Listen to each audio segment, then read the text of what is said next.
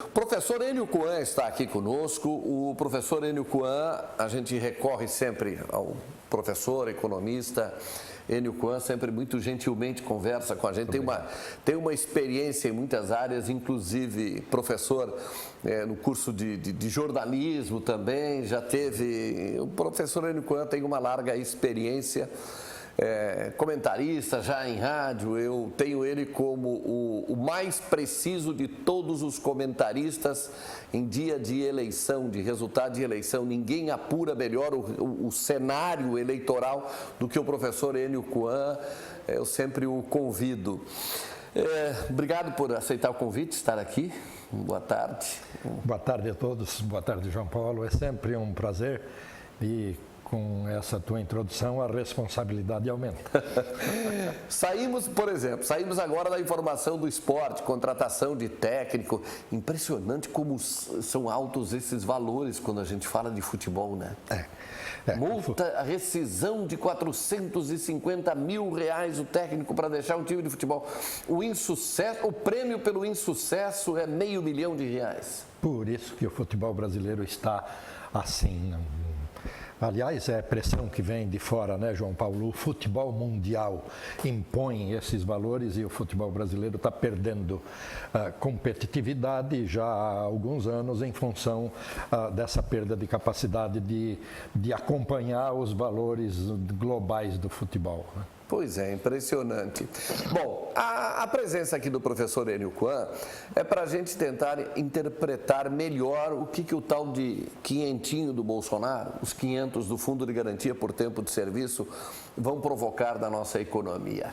É pouco dinheiro? Frustrou? Vai ajudar? Por que prisma devemos olhar essa liberação do FGTS? João Paulo, pouco não é, porque o programa tenta ou visa colocar de 30 a 40 bilhões de reais na economia brasileira num prazo de 1 ano. Isso é bastante dinheiro, mas eu tenho dito que isso é uma bolha também, né? É uma bolha de consumo. O Brasil já vem adotando essas medidas de incentivar o consumo para recuperar a economia ou para tentar recuperar a economia há algum tempo. Desde o tempo lá da dispensa do IPI, do automóvel, da linha branca e tal, de outros governos, né, que tentam motivar a economia via consumo. Mas isso gera um período muito curto, é um coice de porco, digamos assim, né? Vai dar um reflexo rápido no PIB da economia e tal e morre de novo, porque de fato é algo que não tem como ser duradouro, né? Aliás, o programa parece-me que é duradouro, ele vai continuar liberando o fundo de garantia gerado, digamos assim, aí na data do aniversário de cada um, tipo o programa do PIS/PASEP, mas desses programas o Brasil já está encharcado, digamos assim. E não é somente via consumo que a economia brasileira cresce. Agora, pelo lado do consumidor, tem aí uma folguinha de fazer alguma coisa, digamos assim, comprar um presente, pagar uma dívida, uma conta, ou sei lá, comprar alguma coisa que precisa imediatamente dentro de casa e tal, dá um impulsozinho de novo no consumo. Mas, por outro lado, eu também tenho dito que a poupança compulsória do trabalhador fica esvaziada, fica vazia. Ele não terá mais a garantia de, se perder o emprego, ter um saldozinho lá no banco para poder se virar enquanto não arranjar outro emprego. Quer dizer, além de descapitalizar o sistema de saneamento básico e o sistema de financiamento habitacional, que também ficam sem esse recurso.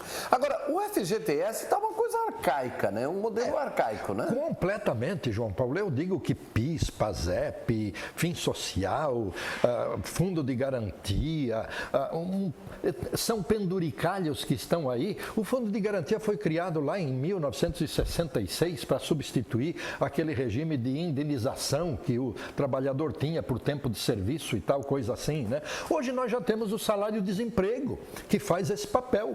O salário-desemprego é nada mais, nada menos que nenhum substituto desse fundo de garantia. Quer dizer, poderia incorporar esse 8% no salário de todos os trabalhadores e acaba com isso. Incorpora no salário, morre, limpa, né?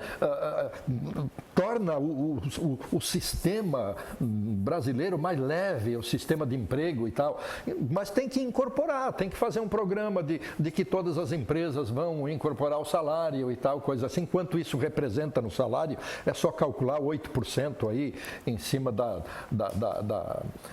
folha de pagamento, do salário e assim por diante. Porque o salário-desemprego veio para substituí-lo, veio para cumprir o papel de garantia do trabalhador que perde o emprego por um determinado período.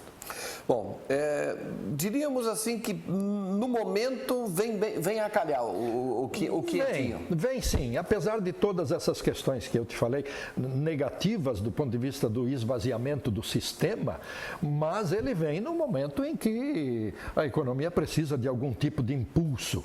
A reforma da Previdência, João Paulo, não deu aquilo que se esperava que daria como impulso para o crescimento do PIB ainda em 2019. Ela teve reflexos positivos na Bolsa de Valores, atingimos quase 105 mil pontos na Bolsa e tal, coisa assim, mas do ponto de vista da recuperação econômica, não. Os 12 milhões de desempregados continuam lá, aguardando por oportunidades e tudo isso, e o Brasil precisa fazer urgente alguma coisa nesse sentido, de começar a recuperar o emprego, começar a recuperar a renda. Não dá mais de oferecer para o trabalhador apenas esse tipo de saída, de emergência, né? Tipo fundo de garantia. Porque não tem mais, já esgotou. Daqui a pouco esgota a conta do PIS, esgota a conta do PASEP, esgota a conta disso, daquilo, e esvazia todos os sistemas, e aí o que vai se fazer? Tem que criar emprego, tem que criar uma renda permanente para o trabalhador, para que ele possa comprar, pagar as contas e tal, tudo isso, girando o dinheiro dentro do nosso sistema econômico produtivo, e não o sistema improdutivo que é esse. Agora, 12h20, o professor Enio Kuan está ao vivo conosco aqui. Eu não posso deixar de aproveitar a oportunidade que o senhor está aqui conosco para falar sobre essa questão do Fundo de Garantia por Tempo de Serviço, mas eu queria ouvir uma opinião sua também sobre um aspecto aqui de Santa Catarina, que é aquela perda dos incentivos, a mudança que o governo está fazendo. Nós temos uma matéria, vamos reproduzir essa matéria, Sandro, que mostra uma tentativa do parlamento catarinense de reverter a situação de alguns produtos que perderam os incentivos fiscais. Vamos ver a matéria e logo depois eu gostaria de ouvir um comentário do professor Enio Kuan a respeito. A retomada pelo governo do estado da cobrança de impostos em seu teto da alíquota de 17% para todos os setores da economia a partir de 1º de agosto surpreendeu os deputados estaduais. Havia um acordo entre poderes executivo e legislativo para que o aumento fosse gradual para alguns setores, depois da apresentação de projetos de lei ao parlamento. O governo tinha até o dia 17 do mês passado para apresentar as propostas, mas não cumpriu o prazo e a taxação já está valendo. A decisão gerou uma reação imediata na Assembleia Legislativa. Um projeto de lei pretende suprimir a decisão governamental. A matéria deve ir à votação já na próxima quarta-feira aqui no plenário. A intenção é suprimir os efeitos da nova regra. O deputado estadual Milton Obos apresentou uma emenda ao projeto de lei estabelecendo que a suspensão do aumento do imposto seja retroativa ao dia 1º de agosto. Os deputados não obrigam de jeito nenhum o governo a aumentar impostos. Pelo contrário, nós somos contra o aumento de impostos. Só que devemos conhecer os incentivos. Os incentivos fiscais, eles devem ser feitos para a competitividade de quem está em Santa Catarina poder competir com os outros estados brasileiros. Os deputados afirmam que o aumento de impostos vai impactar na competitividade de Santa Catarina em relação a outros estados. Um exemplo é com empresas do setor têxtil, responsável pela geração de mais de 200 mil empregos em Santa Catarina. No campo, o cenário não é diferente. O custo para a produção agrícola pode aumentar até 30%. Não é justo dizer que hoje você vai aumentar os tributos sobre a produção agrícola, sobre a fruticultura, sobre a cebola, o milho, a soja, que vai impactar lá no custo de vida do cidadão, mas, além disso, vai tirar a condição competitiva do agricultor catarinense. Ele não vai conseguir vender a soja, o milho dele, a cebola dele, pagando 20% a 30% mais caro o custo da produção em função do imposto que hoje é arbitrado de 0% para 17%. Então, o governo errou a mão. Pois é. Como é que a gente deve interpretar o impacto econômico desta medida? Duas questões, João Paulo. Primeiro, o deputado matou a questão de competitividade. Eu acho que aumentar imposto aumenta o custo do produto e aumenta a perda da competitividade. É uma questão. E é correta a visão do deputado. Segundo, tem a questão social.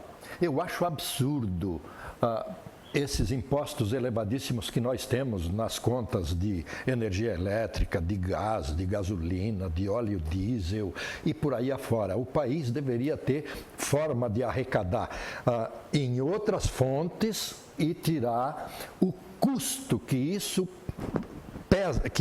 tem, digamos assim, dos tributos em cima dos produtos sociais. E eu estou vendo nessas matérias aí desse decreto do governo, que os produtos da cesta básica, por exemplo, foram taxados, foram aumentados. O arroz, por exemplo. Olha o agrotóxico. Vamos à questão do agrotóxico. Para o telespectador entender, o agrotóxico hoje, até então, até o dia 31 de agosto, ele era comprado em qualquer lugar do Brasil sem incidência tributária. Ele era totalmente isento. Desde o dia 1º de agosto, o agrotóxico, aqui em Santa Catarina, ele custa 17% mais caro. Correto. No Rio Grande do Sul, alíquota zero.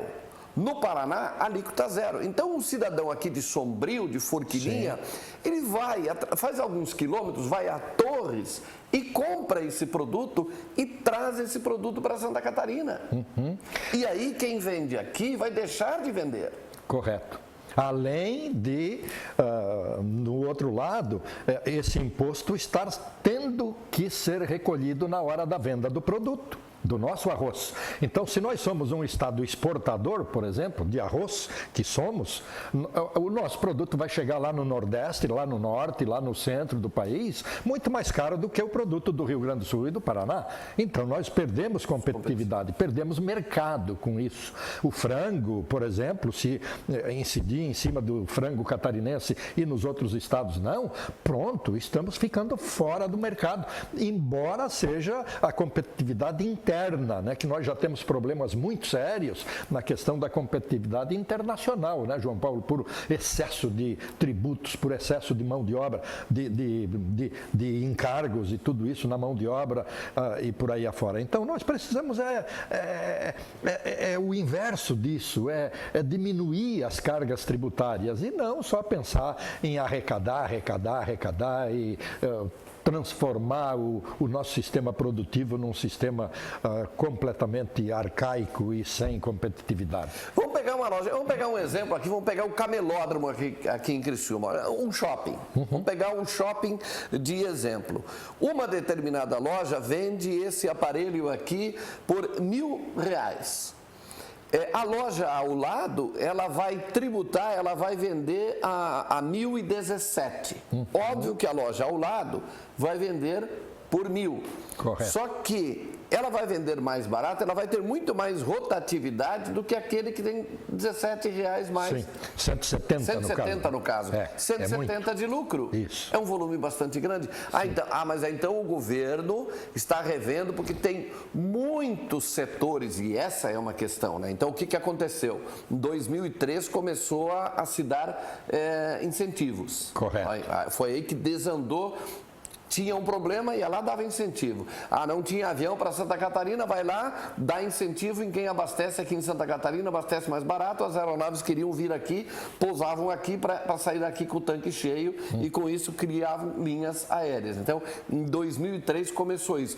Aí entenderam que isso era uma farra Sim. dos incentivos.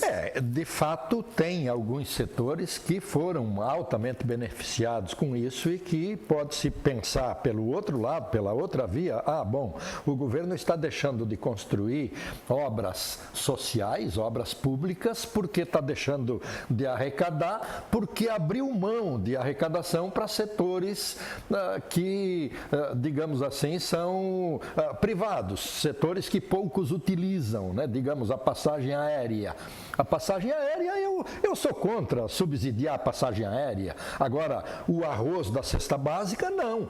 O gás da cozinha do trabalhador brasileiro, não. Aí é outra história. Então, eu acho que tudo isso tem que ter muito critério na hora de se adotar esse tipo de coisa. Não é um decretaço do governo Moisés que diz, acabou tudo e todos vão pagar o mesmo tipo de imposto. Não. Eu acho que tem que ter critérios para a adoção de medidas que sejam sociais, digamos assim, porque o papel do governo é esse, é transformar a sociedade na sociedade mais justa possível. E eu acho um aspecto curioso aí, porque até ideológico tem um conflito aí. O governo de Santa Catarina, ele deveria ser uma proposta mais liberal. E essa medida que o governo adotou, ela é mais socialista, ou seja, o Estado acaba arrecadando maior, o Estado fica com uma parte maior. Até nesse conflito, eu estou achando curioso isso. Agora, um dos grandes problemas que nós temos no Brasil é essa guerra fiscal, né? Entre os estados. Pode no estado de Santa Catarina, pode em Torres, e em Passo de Torres já é diferente a regra. Correto. Espera-se que a reforma tributária venha com uma nova, o chamado novo pacto federativo, né, João Paulo, e resolva isso. Obrigado, é sempre muito bom recebê-lo aqui, professor. Obrigado. Foi um prazer, um grande abraço, um abraço a todos, um abraço, João Paulo.